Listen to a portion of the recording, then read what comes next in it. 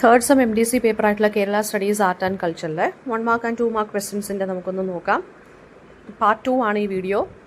അപ്പം ഇനി നോക്കാൻ പോകുന്നതെന്ന് വെച്ച് കഴിഞ്ഞാൽ TK പത്മിനിയുടെ കാര്യമാണ്. നമ്മൾ ആ ഒരു ലെസണാണ് പഠിക്കാൻ പോകുന്നത്. TK പത്മിനിയുടെ അതിനകത്തുള്ള 1 mark and 2 mark questions. TK Padmini മരിച്ച സമയത്ത് 29 ഇയേഴ്സ് ഓൾഡ് ആയിരുന്നു. ചൈൽഡ് ബർത്തിൻ്റെ സമയത്താണ്, അല്ലെങ്കിൽ ഡ്യൂറിങ് ചൈൽഡ് ബർത്താണ് ഇവർ മരിച്ചത്. ആൻഡ് കേരളയിൽ നിന്നായിരുന്നു ഇവർ. പത്മിനിയുടെ വില്ലേജിൻ്റെ പേരെന്താണ്? കാടഞ്ചേരി എന്നാണ്. ആൻഡ് പിന്നെ പത്മിനി എന്തൊക്കെയായിരുന്നു ചൈൽഡ്ഹുഡിൽ വരച്ചുകൊണ്ടിരുന്നത്, അല്ലെങ്കിൽ എന്തൊക്കെയായിരുന്നു അവരുടെ പെയിൻറ്റിങ്സ് എന്ന് ചോദിച്ചാൽ, അവരുടെ ഫ്രണ്ട്സ് സ്വിം ചെയ്യുന്നത്, അമ്മ ക്ലോത്ത്സ് ഡ്രൈ ചെയ്യുന്നത്, പിന്നെ അവിടെയുള്ള സ്ത്രീകൾ ഡൊമസ്റ്റിക് സ്പേസിൽ എങ്ങനെയാണ് വർക്ക് ചെയ്യുന്നത്, ഫാമിലി ചോർസ്, അല്ലെങ്കിൽ ആക്ടിവിറ്റീസ്, ഡൊമസ്റ്റിക് ആക്ടിവിറ്റീസിനെ കുറിച്ചൊക്കെയാണ് ഇവർ പെയിൻറ്റ് ചെയ്തത്. പിന്നെ ഏറ്റവും കൂടുതൽ സപ്പോർട്ട് ആരായിരുന്നു TK പത്മിനിക്ക്? അവരുടെ അങ്കിളായിട്ടുള്ള TK ദിവാകര മേനോനായിരുന്നു കേട്ടോ. പിന്നെ മദ്രാസ് കോളേജ് ഓഫ് ഫൈൻ ആർട്സിലാണ് ഇവർ പഠിച്ചത്. ആ ഒരു ക്വസ്റ്റ്യൻ പിന്നെ നോക്കിക്കോളൂ. അതുപോലെ തന്നെ ആരായിരുന്നു പ്രിൻസിപ്പൽ എന്ന് പറയുന്നത്? KCS പണിക്കരായിരുന്നു. മദ്രാസ് കോളേജ് ഓഫ് ഫൈൻ ആർട്സിൽ പത്മിനി പഠിച്ചുകൊണ്ടിരുന്ന സമയത്ത് പ്രിൻസിപ്പൽ എന്ന് പറഞ്ഞാൽ KCS പണിക്കരായിരുന്നു കേട്ടോ. ആൻഡ് ഓൾസോ ഇവർ പിന്നെ കൂടെ താമസിച്ചിരുന്നത് ഇടശ്ശേരി ഗോവിന്ദൻ നായരുടെയും വൈഫിൻ്റെയും കൂടെയാണ് പത്മിനി മദ്രാസിൽ സ്റ്റേ ചെയ്തുകൊണ്ടിരുന്നത്. ആൻഡ് എന്തൊക്കെ ടൈപ്പ് ഓഫ് തീംസ് ആയിരുന്നു പത്മിനിയുടെ പെയിൻറ്റിങ്സിലുള്ളതെന്ന് വെച്ചാൽ nudity, gender, sexuality, human interactions ഒക്കെ ആയിരുന്നു വന്നിരുന്നത്. ആൻഡ് പത്മിനിയുടെ ഫീമെയിൽ ഫിഗേഴ്സിലെ പെയിൻറ്റിങ്സിൻ്റെ പ്രത്യേകത അല്ലെങ്കിൽ സിഗ്നിഫിക്കൻസ് എന്തായിരുന്നു എന്ന് ചോദിച്ചാൽ, സ്ത്രീകളെ വളരെ free, sensual and self possessed ആയിട്ടായിരുന്നു പെയിൻറ്റ് ചെയ്തുകൊണ്ടിരുന്നത്, അല്ലെങ്കിൽ ഡെപ്പിക്റ്റ് ചെയ്തുകൊണ്ടിരുന്നത്. And that too in a natural setting. എല്ലാ കൺസർവേറ്റീവ് അല്ലെങ്കിൽ ട്രഡീഷണൽ ഡെപ്പിക്ഷൻസിൽ നിന്ന് വ്യത്യസ്തമായിട്ടാണ് ഇവർ സ്ത്രീകളെ ഡെപ്പിക്റ്റ് ചെയ്ത് അവരുടെ പെയിൻറ്റിങ്സിലൂടെ.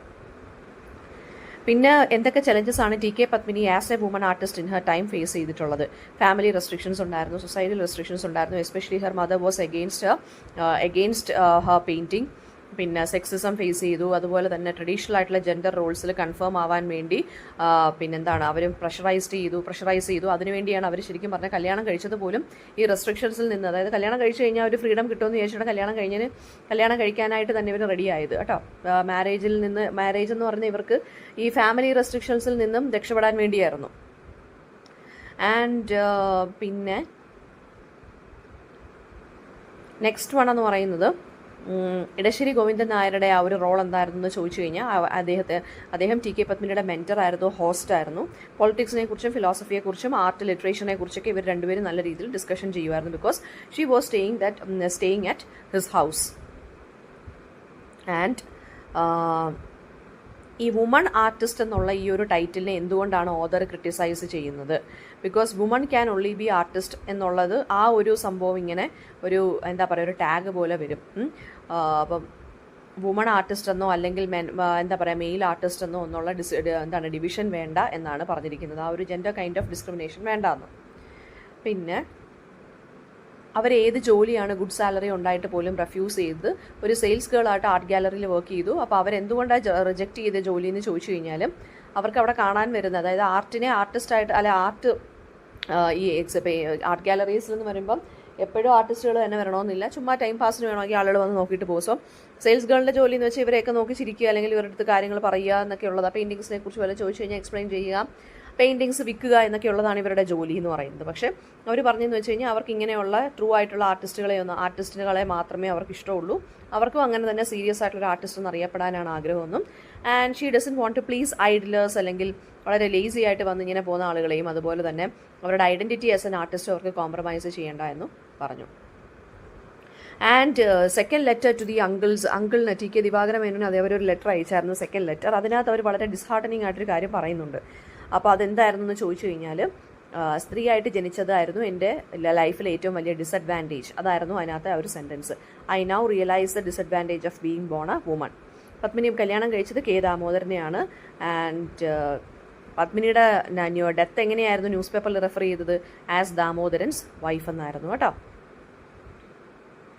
ആൻഡ് ഏത് സ്റ്റോറിയുടെ അല്ലെങ്കിൽ ഏത് ഫേമസ് സോങ് ആണ് പത്മിനിയുടെ സ്റ്റോറിയായിട്ട് ഏറ്റവും കൂടുതൽ മാച്ച് ചെയ്യുന്നത്? It is a man's world by Etta James കേട്ടോ. അങ്ങനെയാണ് നമ്മുടെ എസ്സേയും നമ്മുടെ ഈ ഒരു ബ്ലോഗും എൻഡ് ചെയ്യുന്നത്. നമുക്ക് പഠിക്കാനുള്ളത് ബ്ലോഗാണ് കേട്ടോ TK പത്മിനിയുടെ. പിന്നെ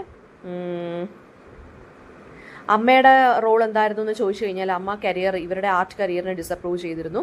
ഡൽഹിയിലൊക്കെ നാഷണൽ അവാർഡ് അതിൻ്റെ ഇത് വാങ്ങിക്കാനല്ല, അവർക്ക് നോമിനേഷൻ ഉണ്ടായിരുന്നു, പക്ഷേ അവർക്ക് കിട്ടിയില്ല എങ്കിൽ പോലും അവർക്ക് ഡൽഹിയിലോട്ട് പോകാനായിട്ട് ഇതൊക്കെ കാണാൻ വലിയ ആഗ്രഹം ഉണ്ടായിരുന്നു. പക്ഷേ അതിന് അമ്മ സമ്മതിച്ചില്ല, ഡിസ്കറേജ് ചെയ്തു. ആൻഡ് ഓൾസോ ഒരുങ്ങി ജ്വല്ലറി ഒക്കെ ഇട്ട് പോകാൻ പറഞ്ഞു, അതും അവർക്ക് ഇഷ്ടപ്പെട്ടില്ല.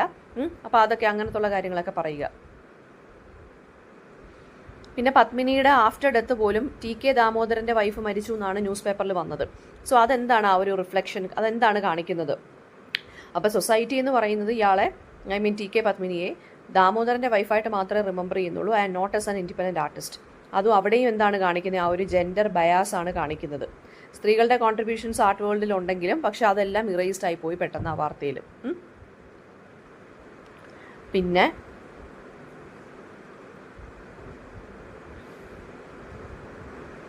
യക്ഷി എന്നുള്ള സ്കൾപ്ചർ ക്രിയേറ്റ് ചെയ്ത ആരാണ്? കാനായി കുഞ്ഞിരാമനാണ്.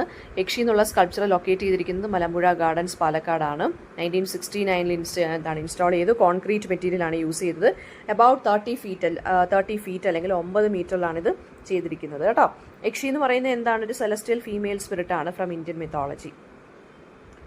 ആൻഡ് യക്ഷി സ്കൾപ്ചറിൻ്റെ പോസ്ചർ എങ്ങനെയാണ്, അതെങ്ങനെയാണ് അതിനെ പ്രസൻറ്റ് ചെയ്തിരിക്കുന്നതെന്ന് വെച്ചാൽ വളരെ ഒരു വോളിപ്ഷ്യസ് ആയിട്ടുള്ള വുമൺ, റീക്ലൈനിങ് പോസാണ്. ഹെഡ് എന്ന് പറയുന്നത് ബാക്കിലോട്ട് ഇങ്ങനെ ചരിഞ്ഞിരിക്കുകയാണ്. ആംസ് റേസ്ഡ് ആണ്, കൈപൊക്കിയിരിക്കുകയാണ്. ഹെയർ ഫ്ലോയിങ് ആണ്. ഇതെല്ലാം സെൻഷ്വാലിറ്റി അല്ലെങ്കിൽ ഫെർട്ടിലിറ്റിയെ കാണിക്കുന്നു. എന്തുകൊണ്ടാണ് ഇത് വളരെ കോൺട്രവേഴ്ഷ്യലായി മാറിയത് യക്ഷി എന്നുള്ള സോഷ്യൽ? ബിക്കോസ് ഇറ്റ് വാസ് ന്യൂഡിറ്റിയെ കാണിച്ചു, അല്ലെങ്കിൽ ഫീമെയിൽ ബോഡിയെ ബോൾഡായിട്ട് ഡെപ്പിക്റ്റ് ചെയ്തു. അത് ആ സമയത്ത് ഒരു കുറച്ച് അൺകൺവെൻഷണൽ ആയിരുന്നു. പബ്ലിക്കിലായിരുന്നല്ലോ ഇത് പ്ലേസ് ചെയ്തിരിക്കുന്നത്. അതുകൊണ്ട് തന്നെ കുറച്ച് പ്രശ്നങ്ങളും കോൺട്രവേഴ്സീസും ഒക്കെ വന്നു. ഓക്കെ. പിന്നെ യക്ഷി എന്നുള്ള ഫിഗറിൻ്റെ കൾച്ചറൽ സിഗ്നിഫിക്കൻസ് എന്താണെന്ന് ചോദിച്ചാൽ ഫെർട്ടിലിറ്റി, നേച്ചർ, ഫെമിനൈൻ പവറിനെയൊക്കെ കാണിക്കുന്നു. ആൻഡ് സാഗരകന്യക എന്നുള്ളതും കാനായി കുഞ്ഞിരാമൻ്റെയാണ്. വേറെ Sagarakanyaka located at in Shankhumukham ബീച്ചാണ് ട്രിവാൻഡ്രത്തിൽ.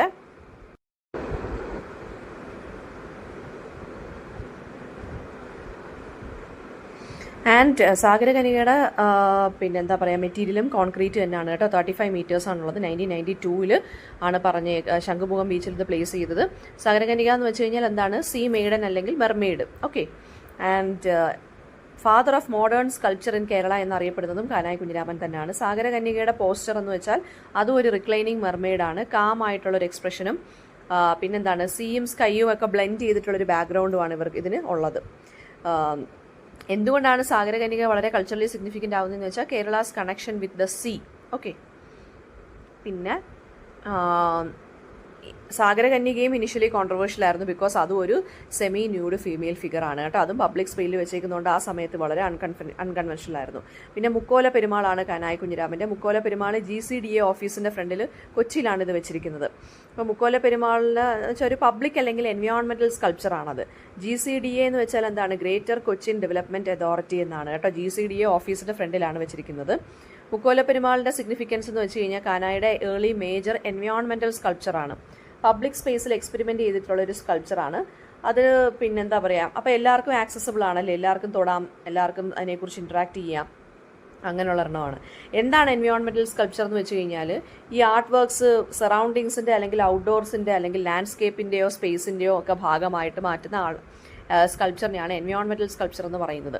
സോ അത് ഈ ഒരു അർബൻ പ്ലേ സ്പേസിലാണ് വെച്ചിരിക്കുന്നത്, GCDA കൊച്ചി ഓഫീസിൻ്റെ ഫ്രണ്ടിൽ. ഓക്കെ. അമ്മ എന്നുള്ളതാണ് അടുത്ത സ്കൾപ്ചർ. മദർഹുഡ് ആൻഡ് നർച്ചറിങ് ലവിനെ കാണിക്കുന്നു. നെയ്യാറ്റിങ്കരയാണ് ഇത് പ്ലേസ് ചെയ്തിരിക്കുന്നത്. കോൺക്രീറ്റ് ആണ്. കാനായുടെ യൂഷ്വൽ മീഡിയം എന്ന് പറയുന്നത് തന്നെ കോൺക്രീറ്റ് ആണ് കേട്ടോ. തീം എന്ന് വെച്ചാൽ മെറ്റേണൽ കെയറും ഫെമിനൈൻ പവറുമാണ് ഇത് കാണിക്കുന്നത്. പിന്നെയെന്ന് വെച്ച് കഴിഞ്ഞാൽ ലവ് ആൻഡ് വാംത്ത് ഉണ്ട്, നർച്ചറിങ് സ്ട്രെങ്ത് ഉണ്ട്, യൂണിവേഴ്സൽ കോൺസെപ്റ്റ് ഓഫ് മദർഹുഡിനെയും ഇത് പ്രസൻറ്റ് ചെയ്യുന്നുണ്ട് അല്ലെങ്കിൽ സിംബലൈസ് ചെയ്യുന്നുണ്ട്. ആൻഡ് ഓൾസോ ഫെമിനിറ്റിയും ഫെർട്ടിലിറ്റിയും ഇങ്ങനെയുള്ള തീംസാണ് കാനായി കുഞ്ഞിരാമൻ്റെ ആർട്ടിസ്റ്റിക് കരിയറിൽ തന്നെ എപ്പോഴും സിഗ്നിഫിക്കൻ്റ് ആയിട്ട് അല്ലെങ്കിൽ റിപ്പീറ്റ് ചെയ്തുകൊണ്ട് വന്നിരിക്കുന്നത്. പിന്നെ അക്ഷരശില്പം എന്ന് പറഞ്ഞാണ് അടുത്തത്. അക്ഷരശില്പം എന്ന് വെച്ചാൽ സ്കൾപ്ചർ ഓഫ് ആൽഫബറ്റ്സ് എന്നാണ്. അക്ഷരശില്പം 1986 ലാംഗ്വേജിൻ്റെയും ലിറ്ററേച്ചറിൻ്റെയും ആൽഫബറ്റ്സിൻ്റെയും പവറിനെ കാണിക്കുന്നു. പിന്നെന്താണ് ലിറ്ററേച്ചറിനെയൊക്കെ സെലിബ്രേറ്റ് ചെയ്യുന്നത്, റൈറ്റിങ്ങിനെ സെലിബ്രേറ്റ് ചെയ്യുന്നത്, അല്ലെങ്കിൽ ആർട്ടും ലാംഗ്വേജുമായിട്ടുള്ളൊരു കണക്ഷനെയും കാണിക്കുന്നു. അടുത്തത് ആശാൻ സ്മാരകമാണ്. തോന്നയ്ക്കൽ ട്രിവാൻഡ്രത്താണ് അത് ഉള്ളത്. പിന്നെ മെയിൻ പർപ്പസ് ഓഫ് ആശാൻ സ്മാരകം എന്ന് വെച്ചാൽ കുമാരൻ ആശാൻ്റെ ലൈഫിനെയും അദ്ദേഹത്തിൻ്റെ ലിറ്റററി കോൺട്രിബ്യൂഷൻസിനെയും റെസ്പെക്റ്റ് ചെയ്യുക അല്ലെങ്കിൽ ഓണർ ചെയ്യുക. ഓക്കെ. പിന്നെ മലയാളം പോയിട്രി റീഡിഫൈൻ ചെയ്തേക്ക് കുമാരനാശാനാണ്. Love, equality, social reform, humanism ഒക്കെ തീംസ് ഒക്കെ ഇങ്ങനെ കൊണ്ടുവന്നു. ആൻഡ് പിന്നെ തോന്നയ്ക്കൽ എന്തുകൊണ്ടാണ് ഇത് പ്ലേസ് ചെയ്തതെന്ന് വെച്ചാൽ തോന്നയ്ക്കലായിരുന്നു കുമാരനാശാൻ്റെ വീടെന്ന് പറയുന്നത്. അപ്പോൾ ഇതിനകത്ത് ഇടയ്ക്കിടയ്ക്കുള്ള ചാപ്റ്റേഴ്സൊക്കെ വിട്ടിട്ടുണ്ട്. ഓൾമോസ്റ്റ് ഇമ്പോർട്ടൻ്റ് ആയിട്ടുള്ള ക്വസ്റ്റ്യൻസ് ഒക്കെ ഞാൻ ഇതിനകത്ത് ചോദിച്ചിട്ടുണ്ടായിരുന്നു, പറഞ്ഞിട്ടുണ്ട്, ഡിസ്കസ് ചെയ്തിട്ടുണ്ട്, പോയിന്റ്സ് എല്ലാം. അപ്പം എന്തെങ്കിലും സംശയം ഉണ്ടെന്നുണ്ടെങ്കിൽ കമൻറ്റ് ബോക്സിൽ ചോദിക്കുക. Thank you.